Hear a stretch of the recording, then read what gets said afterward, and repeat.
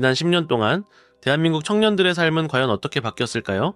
이 질문에 뜬구름 잡는 이야기가 아닌 차가운 숫자로 답을 찾아보려 합니다. 최근 발표된 청년 관련 통계를 종합해보면 청년 세대의 삶은 분명 이전과는 다른 방향으로 변화하고 있습니다. 먼저 소득과 일에 대한 인식을 살펴보겠습니다.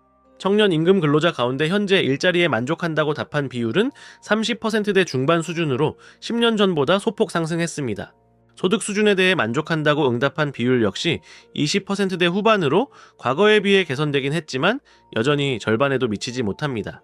즉, 예전보다는 나아졌다고 느끼는 청년들이 늘어난 건 사실이지만 여전히 다수는 자신의 경제적 위치에 만족하지 못하고 있다는 뜻입니다. 건강에 대한 자기 평가는 상대적으로 긍정적인 편입니다. 청년층은 스스로를 건강하다고 인식하는 비율이 다른 연령대보다 높게 나타나며 전반적인 삶의 만족도 역시 중간 이상 수준을 유지하고 있습니다. 언뜻 보면 청년들은 조금 더 벌고 비교적 건강하며 삶을 완전히 비관하지만은 않는 세대처럼 보입니다. 하지만 바로 여기서 대한민국이 마주한 거대한 역설이 드러납니다. 소득과 건강에 대한 인식은 일부 개선됐지만 결혼과 출산 같은 인생의 가장 중요한 선택지들은 역사상 가장 낮은 수준으로 외면받고 있기 때문입니다. 대한민국의 합계 출산율은 여전히 세계 최저 수준입니다. 최근 소폭 반등했다는 보도가 나오기도 했지만 여전히 한 명에도 한참 못 미치는 수치로 인구를 유지하기에는 턱없이 부족합니다. 결혼 역시 마찬가지입니다. 30대 초반 남성의 미혼율은 70%를 넘어서고 여성 역시 절반 이상이 결혼하지 않은 상태입니다. 이제 결혼은 더 이상 자연스러운 인생의 단계가 아니라 선택 가능한 여러 옵션 중 하나가 되어버렸습니다. 결혼에 대한 인식 변화는 더욱 분명합니다. 청년 세대 가운데 결혼을 반드시 해야 한다거나 하는 것이 좋다고 생각하는 비율은 이제 3명 중 1명 수준에 불과합니다. 불과 10여 년 전과 비교하면 거의 반토막에 가까운 변화입니다. 특히 한국 사회에서는 여전히 출산이 결혼과 강하게 연결되어 있기 때문에 결혼에 대한 회의는 곧 출산 기피로 이어질 수밖에 없는 구조입니다. 도대체 무슨 일이 벌어지고 있는 걸까요? 소득은 조금씩 늘었고 스스로를 건강하다고 느끼는 청년들은 왜 미래를 설계하는 일에는 이토록 조심스러워졌을까요? 돈을 더 벌게 되었는데도 왜 아이를 낳고 가정을 꾸리는 일은 점점 더 비효율적이고 위험한 선택처럼 느껴지게 된 걸까요? 이 문제는 단순히 개인의 가치관 변화나 요즘 청년들의 태도 문제로 치부할 수 없습니다. 높은 주거비, 불안정한 일자리, 빠르게 올라가는 교육비와 생계비, 그리고 실패의 비용이 지나치게 커진 사회 구조가 청년 세대의 선택지를 끊임없이 좁히고 있기 때문입니다. 숫자만 보면은 삶의 일부 지표는 개선된 것처럼 보이지만 그 이면에는 미래에 대한 불안과 책임에 대한 공포가 더 짙게 쌓여가고 있는 셈입니다. 이제 우리는 통계라는 지도의 앞면이 아니라 그 뒷면을 들여다봐야 합니다. 숫자가 말하지 못하는 청년들의 진짜 목소리, 그들이 느끼는 불안과 욕망, 그리고 포기와 계산의 과정을 추적해야 합니다. 이 여정은 단순한 데이터 나열이나 세대 비판에서 그치지 않을 것입니다. 우리가 마주한 이 시대적 과제의 가장 깊은 곳, 그 본질을 파헤치는 지적인 탐구가 될 것입니다. 자, 그 첫 번째 단서를 찾아 함께 떠나보시죠.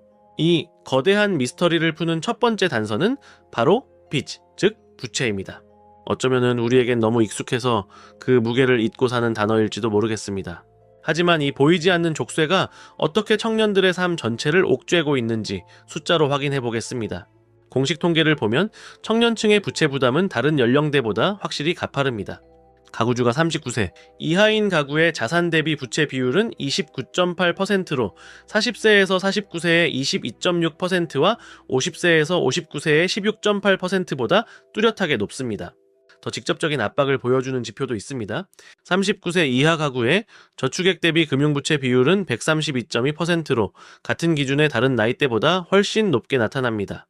쉽게 말해 청년층은 가진 저축 규모에 비해 금융부채가 더 크게 얹혀있는 구조가 두드러진다는 뜻입니다. 왜 이런 일이 벌어진 걸까요? 범인은 모두가 알지만 누구도 쉽게 해결하지 못하는 곳에 있습니다. 바로 대한민국, 특히 수도권의 천정부지로 솟아버린 집값입니다. 한번 상상해 보시죠. 2025년 현재 서울 아파트의 평균 매매가는 12억 원을 넘어섰습니다. 대기업에 입사한 30대 초반 직장인의 평균 연봉이 세후 약 5천만 원이라고 가정해 봅시다. 이 사람이 정말 숨만 쉬고 모든 돈을 저축한다고 해도 서울의 평균적인 아파트 한 채를 사려면 24년이 걸립니다. 이건 식비, 교통비, 세금, 사회생활 비용을 모두 0으로 계산했을 때의 이야기입니다. 현실적으로는 40년, 50년이 걸려도 불가능에 가까운 미션이 된 것이죠.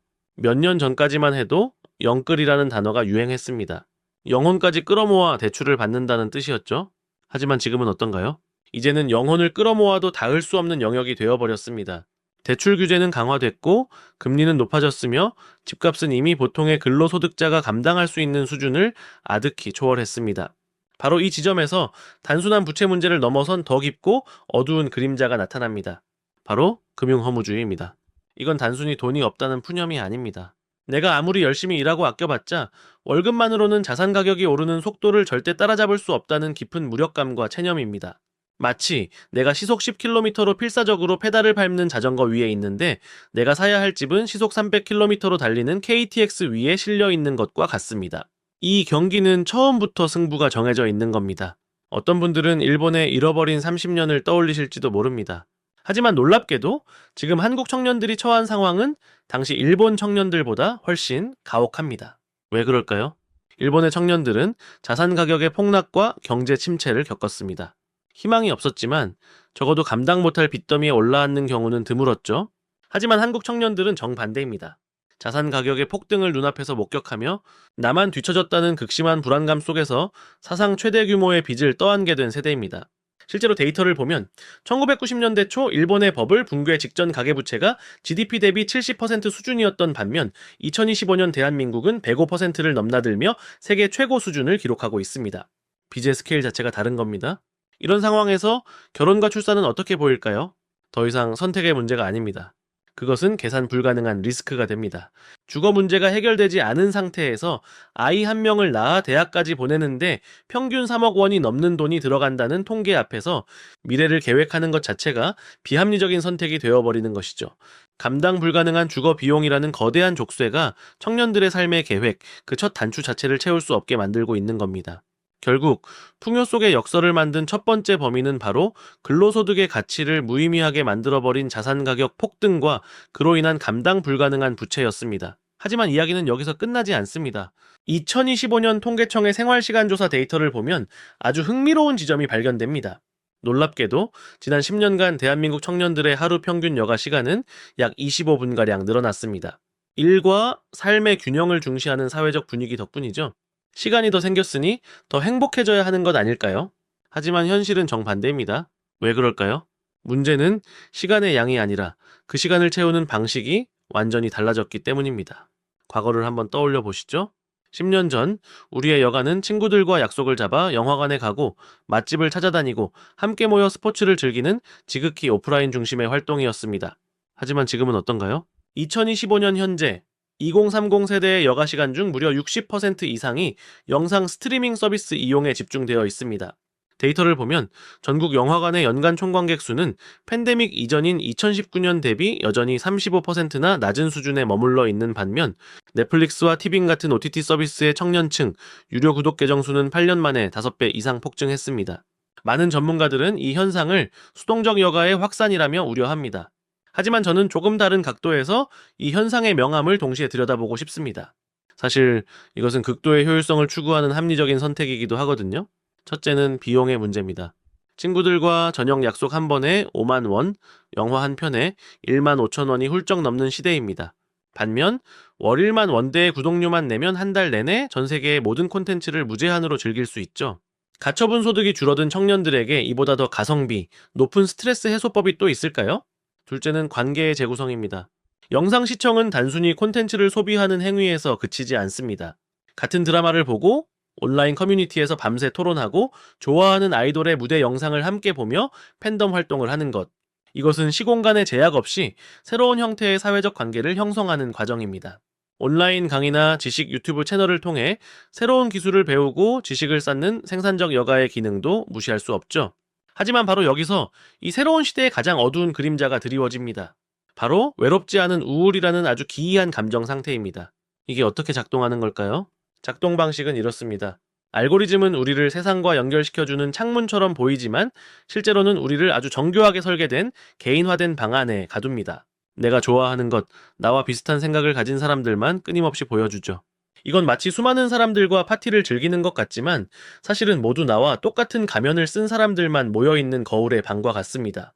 수많은 연결 속에서 우리는 더 이상 외롭지 않다고 느끼지만 나와 다른 세상과 부딪히고 소통하며 얻는 건강한 자극과 사회적 유대감은 점점 사라져 갑니다. 그 결과는 숫자로 명확하게 드러납니다. 2025년 최신 국가정신건강실태조사를 한번 보시죠. 20대 우울장애 유병률이 10년 전 4.5%에서 무려 9.8%로 2배 이상 급증했습니다.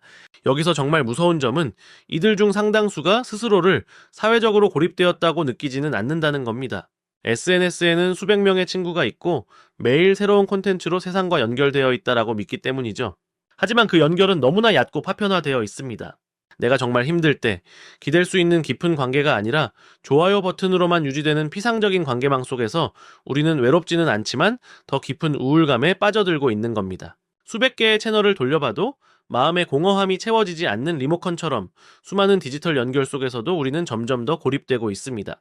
결국 경제적 압박은 청년들을 저비용 고효율의 디지털 세계로 밀어넣었고 그 세계는 우리에게 외롭지 않은 우울이라는 새로운 시대의 질병을 안겨주었습니다. 지금까지 우리는 빚의 문제와 관계의 문제를 살펴봤습니다.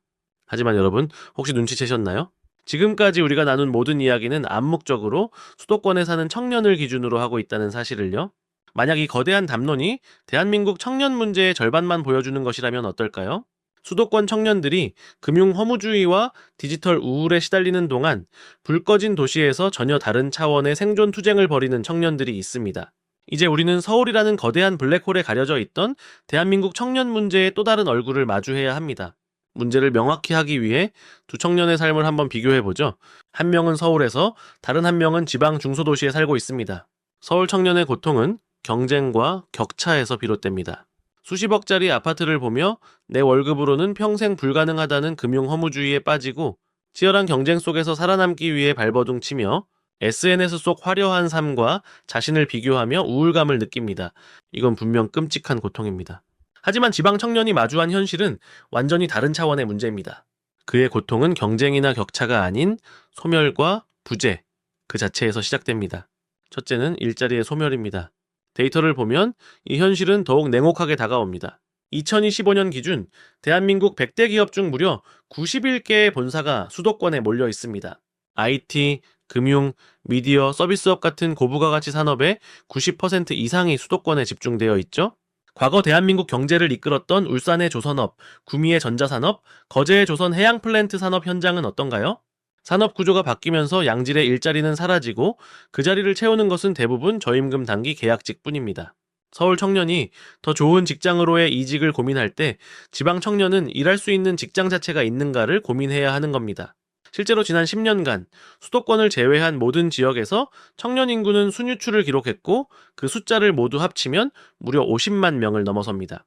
50만 개의 꿈이, 50만 개의 미래가 서울이라는 단 하나의 목적지를 향해 떠나간 겁니다. 둘째는 인프라의 붕괴입니다.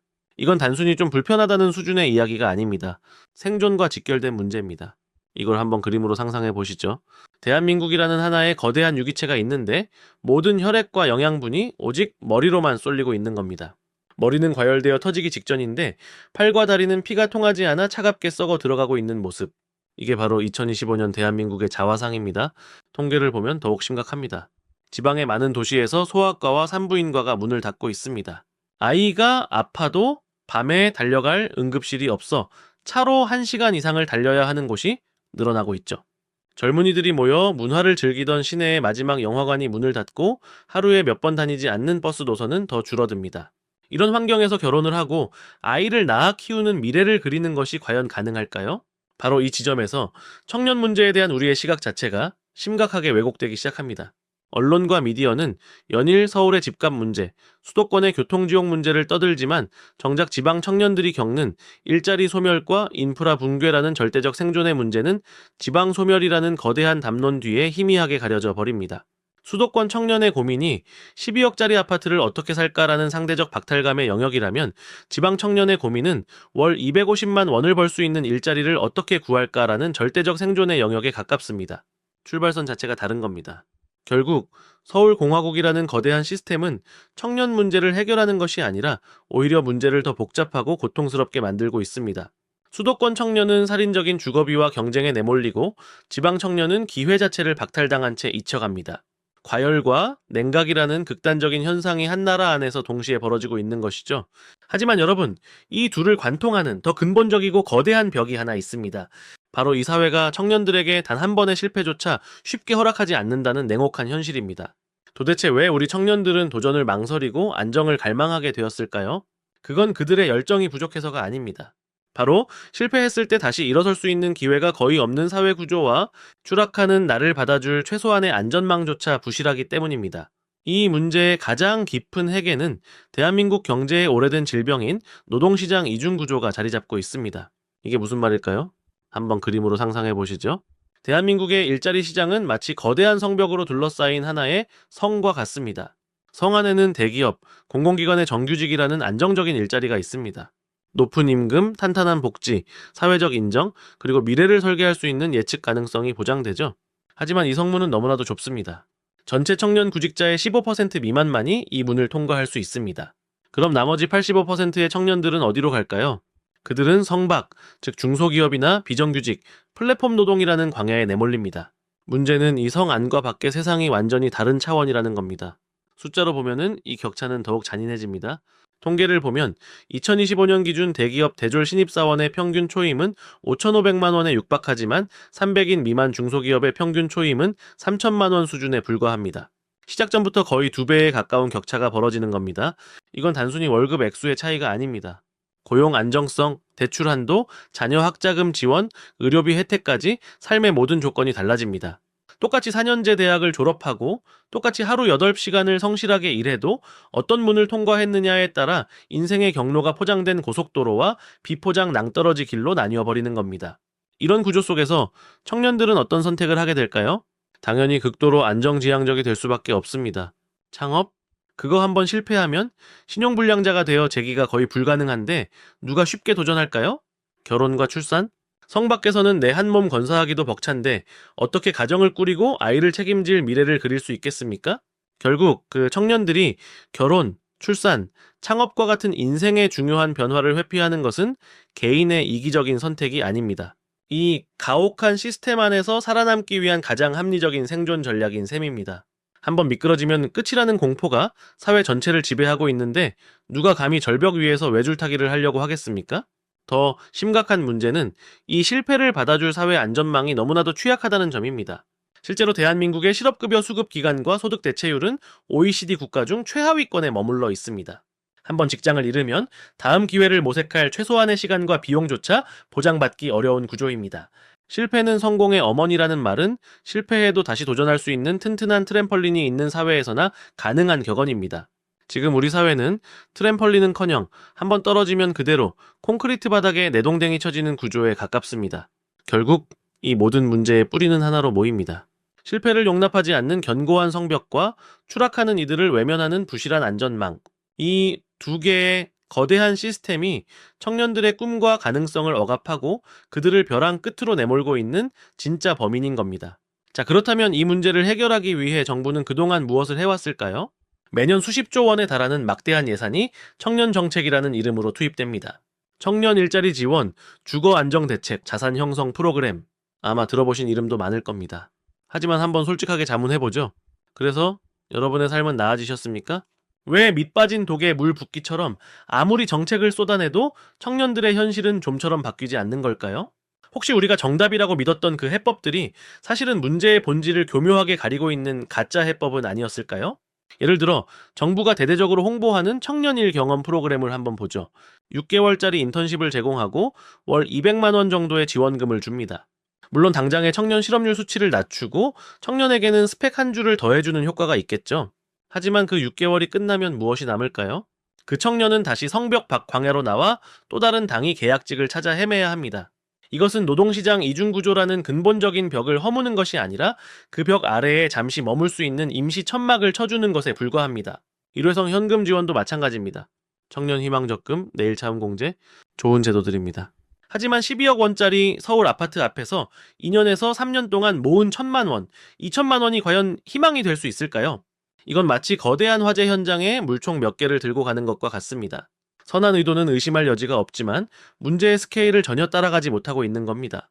자, 그런데 만약 우리가 이 모든 구조적인 문제를 해결해서 청년들이 과거 세대처럼 안정적으로 집을 사고 가정을 꾸릴 수 있는 사회를 만든다고 가정해 봅시다.